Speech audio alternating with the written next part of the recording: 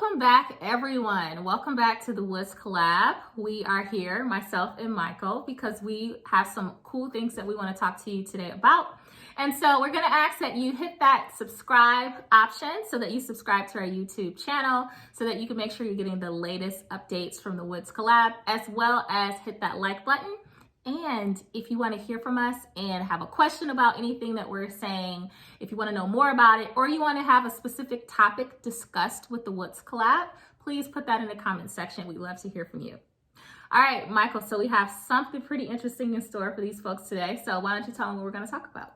Yeah, so today, and again, the Woods Collab is dedicated to help us, for us all to be our best selves. So with that, today, we're going to be talking about presence. We're going to be talking about presence. So we're going to discuss how can we take advantage of being present on a personal level and how that relates to our personal goals, and also about being present on a professional scale. So presence professionally, presence personally. It's a little bit of a tongue twister there. So when you think about presence on a personal scale, professional scale, what does that mean for you? So let's start personally. What does presence mean to you? Personally, presence just means just who you wake up and strive to be, but how do you show up in those different settings? And then when I think about it on a professional scale, I'm thinking in terms of what impact are you making? How do people know you're there? How do people become aware of who you are? And what's the footprint that you're leaving in each and every setting that you're in the workplace? But presence is transferable, right? It's definitely transferable, and it's definitely something that you bring with you. But I can't take away from the definition without talking about energy as well, because I feel like it's the energy you bring. What do you think? Yeah, no, I totally agree. It's the energy, and it's also the state of being there, because we could be there when it comes to a mental perspective. We can be there when it comes to our voice. We can be there when it comes to where we physically are. So it's simply the state of being there. And I think it's the same when it comes to personal and professional. That element of being there, it can make a difference. So on a personal scale, I have an example, but how have you used presence on a personal scale, and how it helped you, or maybe how have it not helped you? Oh, wow. So I talked to you all about this the last video that we did on leadership, but for me, it was really something I had to grow into, not only my leadership, but also my presence. And I can definitely see the connection there. But I specifically remember in high school, I sat next to the folks who were in the yearbook committee. And there was this picture of me that I hated. I thought it was the most hideous picture ever. Now when I look back at the picture, I'm like, girl, you were tripping. So I steal this picture out of the collection of photos they have for the yearbook committee. And when I go back to my yearbook, my senior yearbook, I have no photographs whatsoever in my yearbook outside of my cap and gown picture. So when I think about presence, not only do I not have a physical presence in my yearbook, but I didn't go to the activities, I didn't go to the events. I missed out on basically a lot of things socially that my peers were a part of, and it was because I was working through some things within, but it allowed me to basically move throughout high school without a presence. And so I would definitely say it hindered me. It hindered some connections and some memories that I could have made. So I can think of it from a personal perspective of what a hindered presence looks like. What example did you have? So do you still have that picture? I think so, yeah. We should show it. Yeah. Have I seen that picture? You probably have. Okay. Okay, so you look back on that and you thought that would have been a good opportunity to let that picture ride because of the future impact that it had. Mm-hmm. So in a moment, it was like, okay, no, not happening. But in the future, you look back and say, yeah, I should have put that picture in there. Because how can I even prove I went to the school outside of that one photo I had, right? Does anyone remember that I went? Of course, I went to a small school, but that's not the point. It's the point that the presence, I intentionally withheld my presence. Got it. Mm-hmm. Okay. So my example is one that came to light a few years ago, and it's part of the fitness journey. So as a part of the fitness journey, from a weight perspective, I got up to over 280 pounds. You know that, of course. I was over 280 pounds. And for me, for as my personal goals, it wasn't healthy. It wasn't healthy at all. And from a fitness scale, it was something I dealt with off and on for years at a time. But then it came down to me having a physical, and this doctor who gave me the physical, went over the results with me, gave me a really direct message and basically said, hey, you're going to have more health issues if you don't change something. So I knew that I needed to make a change, but I never really tapped into the need for that change as much. So when I talk about presence, and I mentioned how you need to be mentally present in order to accomplish those personal goals, that was one example. Because the moment where I became mentally present as to how I was exercising or not, when I became mentally present as to how I had, ate or not, what I was putting on my body or not, things I was spending time doing, before I got mentally present on that, I was just kind of going through the motions. So that's just an example, just having that awareness of presence and then being intentional with it. It helped me to overcome that. Yeah, it's like that. I like how you said going through emotions, because I think a lot of times we do just move through things, right? We do just operate off of autopilot a lot of times, and we do the routine, and we know the routine, and we go, go, go. And then it's like that awakening, that moment of presence or mindfulness. And so now you're paying attention to the things that you're doing every day. What are you eating? What are you doing to care for yourself, self-care? And so some of those things start to take place, but it really impacts how you show up too, right? Because I would imagine once you became aware of what you're putting in your body, your fitness routine, or even your fitness goals, you started to probably show up a little bit different. So how would you say you being awakened into what your presence really should be when it comes to your physical journey, how would you say that changed once you became more mindful of the things that were taking place? So how did you start to show up different? What were some of those things? Yeah, I think so having the awareness is one piece of it, but you still have to put in the work. So you still have to put in the work. So it's really like the more knowledge you have. So now it came time to like, okay, now it's time to make a decision. So once I became aware, once I became present of those things, then it said, okay, cool. Maybe I need to change the diet up just a little bit. Maybe I have some fun here with the diet. Maybe I don't. But you start to make those small adjustments, and then those small adjustments have a lasting impact. And then when it came down to exercise, and you say, okay, now I'm present of the impact that exercise and cardio and weightlifting, all those things can have on me. So now that I have that awareness, I got to put in the work to be more disciplined to it. So I'll say, okay, maybe for starters, I'm going to exercise for maybe 15 minutes. And then next thing you know, maybe I'm doing it for 30 minutes. Then next thing you know, maybe I'm doing it for 40 minutes. Maybe now I'm doing it for 2 times a week. So now maybe I'm doing it 3 times a week. And just being more intentional. So I think presence and that intentionality kind of intersects, if you will. But it's almost like the more you know, now that you're armed with information, it's then, okay, now that I have an understanding of what I need, now I got to do the work and take action in order to get there. Gotcha. So having awareness and presence is one thing, but being intentional about it, that's how I feel you can get to the next level. Makes sense. Yeah, and that's just an example on a personal scale. So we could apply that in all kind of different areas.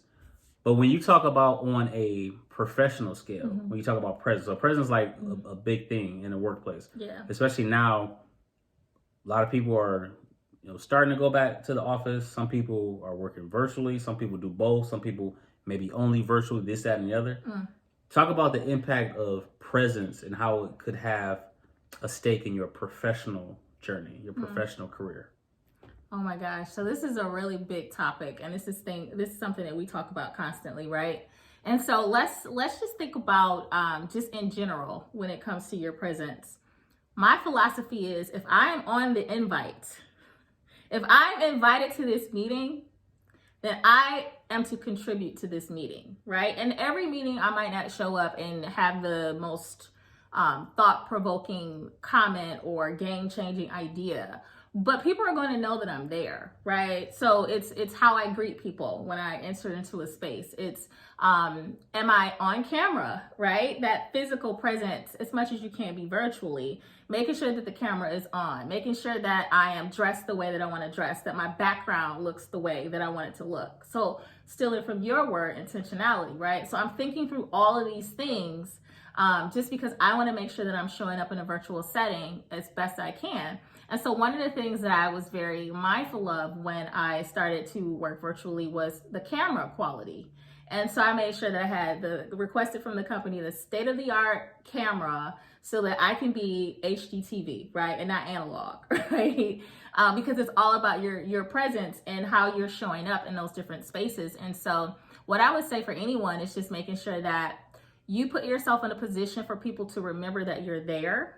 And not only just they're taking up space and oxygen, but they're, and whether it's a question, whether it's something you put in chat, whether it's, the way that you greet someone or the way that you sign off and say, have a great day, right? All of those things are a part of what you're contributing, and people pay attention to that. And you know it, because we've had conversations where people are off camera or people seem disengaged because of the way that they're showing up virtually. So before we pivot to the in-person experience, what are your thoughts on virtual presence? I agree. So it all depends on what one's goals are. So if the goals are to be seen, or if the goal is to have that type of impact, that strong presence is key. Because like you said, people do remember it. But you also have some just real talk, and I've had those moments where you say, hey, you know what? I'm here to get the information and I'm out.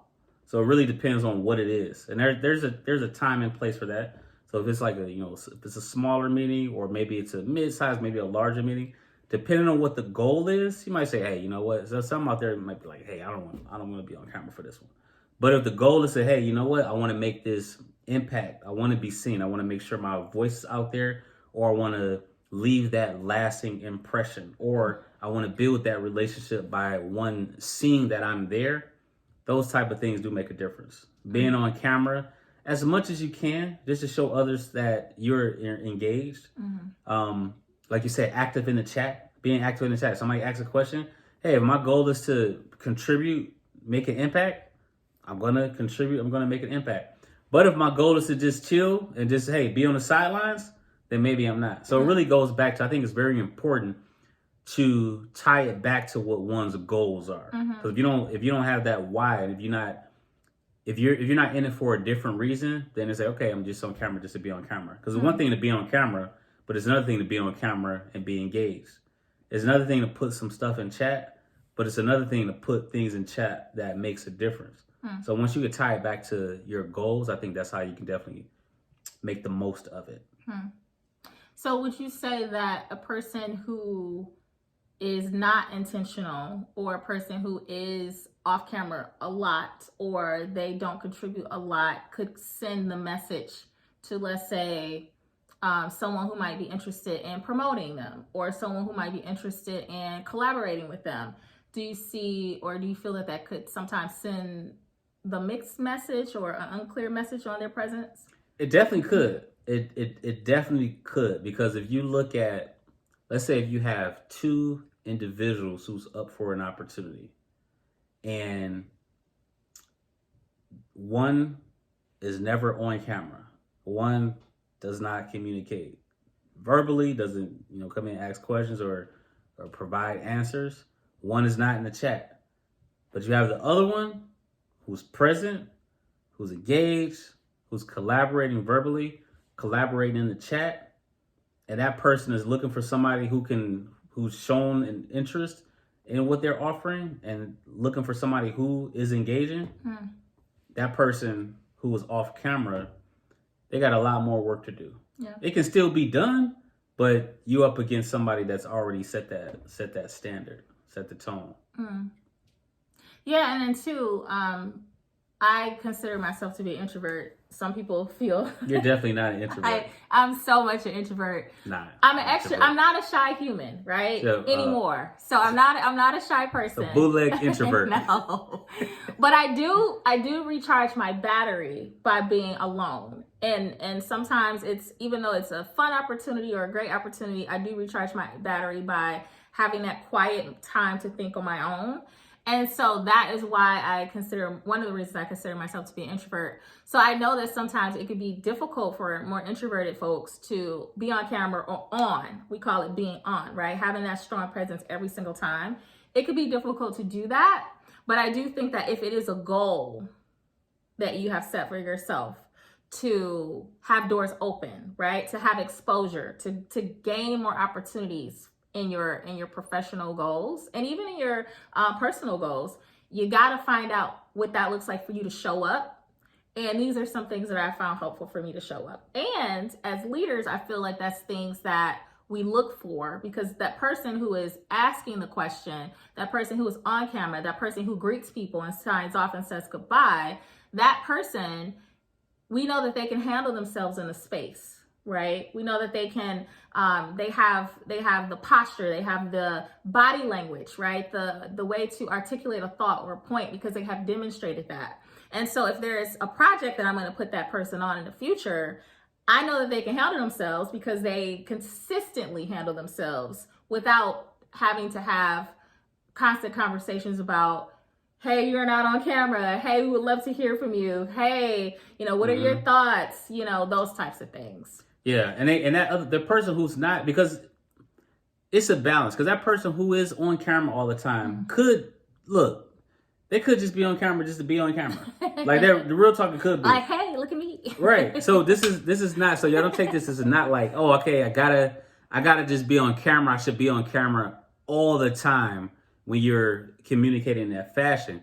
It also comes with being authentic. You got to be real and authentic about it. And then too, if you might have a situation where you can't be on camera, but again, you got to put in a little bit of extra work. So if you're holding a meeting and I'm in that meeting, and for whatever reason, maybe it could be my personality style, whatever the case may be, I'm not on camera, you better believe I got to hit you up before that meeting and or after and be like, hey, Keisha, heads up, I wasn't on camera because this is the situation. I do want to let you know this initiative you're working on, I'm very much interested in it. Here's what I can bring to the table. You still got to give that presence. But at the same time, I got to have an awareness of the fact that you just facilitated a meeting and I wasn't on camera. So I need to either communicate my roadblocks or what those challenges were or the why behind it. And that's where it goes back to being presence about it. So it's not just like one way to go about it, but you got to be present and got to be intentional. But at the same time, on the surface, people in general, if you say, hey, I got an opportunity or I'm looking for somebody to execute on this task, I'm looking for somebody who is engaged. Yeah.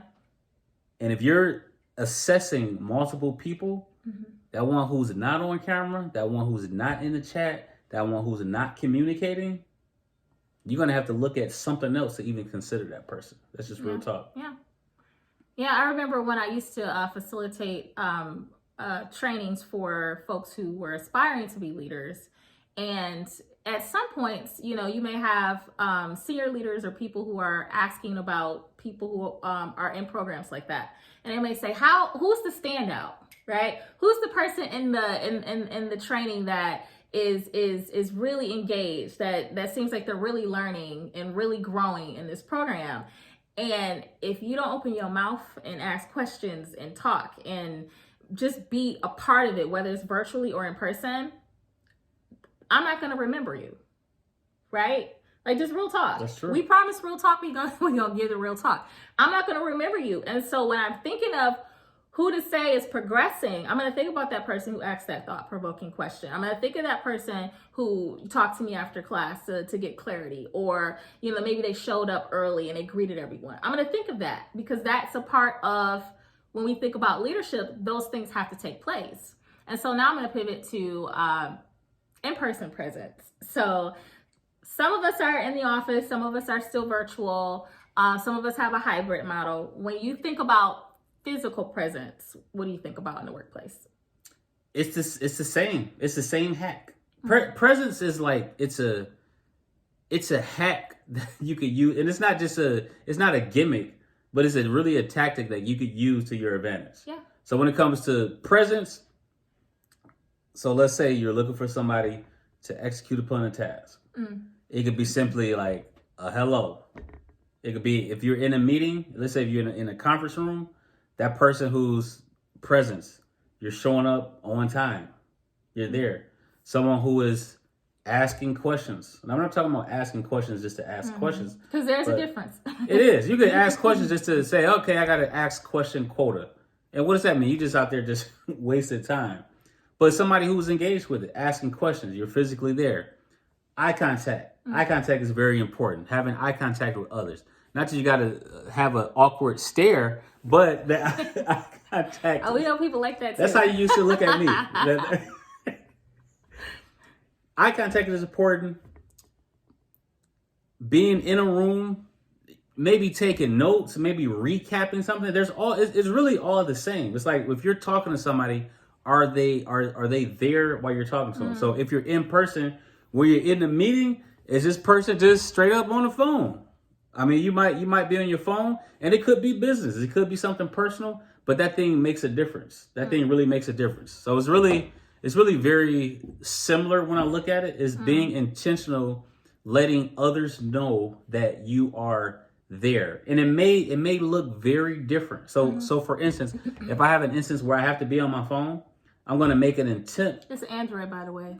That's all. Still an Android. That's still all. Android. That's all a side judgment. See, that's judgment. That's judgment. We're going to talk about judgment next time. But you could be very intentional. Hey, heads up. Just want to let you know before we start, I have this call that's coming in that I got to respond to it if it comes through. You setting that expectation, letting others know that you are there. What do you think? What do you think about it? I think it's very similar, but in person, what's the difference? I feel like it's like you look like you want to be bothered, or you look like you don't. Yeah, right? you can't hide as much either in person. No. You can't hide as much. So in virtual, you can hit that camera, boom, I'm off camera real quick, and just be there chilling, just eating chips and the peanut butter and jelly sandwich. But in person, if you in the room, you in the room. Yeah. So facial expressions, all that stuff matter. But go ahead. Yeah, I mean, and then sometimes even if it's not a meeting, right? The are you approachable, right? Like you can be the best subject matter expert, the best person, the most knowledgeable person on the team. But if you are constantly wearing your headphones, your head's down, and you mean mugging everybody, right? No one's gonna come to you to ask you a question, and you're not gonna come across as approachable. So even your body language when you're not in a meeting, right? How do you sit? Are you aware of the people around you? Are you aware if someone is like creeping towards your desk to ask a question, and do you perk up so that you can greet them, right? When you enter a space, say hi to people. Oh my gosh, that goes a long way. Just speak. You don't have to live in the South to say hello, right? And so what I make it a point to do is whenever I'm passing someone, encountering someone, whether I know them or not, to smile and to say hello. And sometimes people just perk up because they're surprised that you speak to them. But I don't feel that it is appropriate for me to only talk to someone when I need something, right? And so I definitely say be approachable, be alert, be aware, interact, engage. As an introvert, that can be draining. It can wear you down, right? And so you're even intentional with how you show up in those moments where you say, you know what, I might need to recharge my battery for a moment. So I go off the floor and I work for a little bit, or onto another floor so that I can really focus and recharge my battery. But when I'm around others, do I make it known that I'm here? Right? If my leader wants to ask me a question, am I here? If a teammate wants to ask for some assistance, am I here? And so fast forward that into meeting spaces. You brought up being on time. It makes a difference. Timeliness does matter. And I do this all the time where if someone is late, once, okay, things happen. Twice, sure. Third time, you just a late human. And I'm just gonna think of like I know I got family members like that. Hi, family. But you just a late person, and then that's what I start to expect is that you'll be late. Yeah, it just says something about character. And again, stuff come up, people will be late. Sometimes people walking into the room and they don't, and it's okay if that's what it is. But it goes back to what the goals are. Yeah. So like your goal is a person who's, hey, if you want to say I'm timely, if you say I'm timely and you're saying you have a I'm timely stat, when you show up late, you're not timely, and no one's thinking of you as timely. And if an opportunity comes up that calls for somebody to be timely, you have not demonstrated that. All those things. When it comes to, like you mentioned about coming in and saying hi, some people don't say it. Some people, look, I'm typically on 10 as soon as I get up. Like I'm ready to go. I'm ready to look. I'm up. New life, new breath. I'm ready to go. As soon as I wake up, let's go. We are 10 immediately. Nah. You know that drives me up the wall. That's a more. Look, I'm on 10 immediately. Let's go. Like, bring it down. But it comes down to it. If you coming into a room, I typically, as a part of my thing, I like to say hello. I'm aware of when people don't do it. And some people are just wired different. They don't do it. It's okay. Yeah. But be aware that when that is done, you could be sending a certain message to others. Yeah. If you come in a room and you don't speak, you might be like, hey, I'm not feeling like speaking. I don't talk to people for the first 3 hours of the day. If that's what it is, some people might be cut like that. If that's what it is, that's what it is. But know that depending on what your goals are, that's a piece that could hinder a particular opportunity. So with that takes me to, we kind of talked about it a little bit. So let's talk about that and how a lack of a presence can hinder certain things. So that kind of ties in that a little bit. So let's say, for instance, you got somebody, or even you, and you don't have a presence. So just so that we know how significant this is, how could that hinder what we want to do from a, let's say, even a personal or a professional scale? So when you don't have a presence, so just to use some of the examples we use, you're off camera, you don't ask questions, you don't greet, you don't come across approachable and things like that.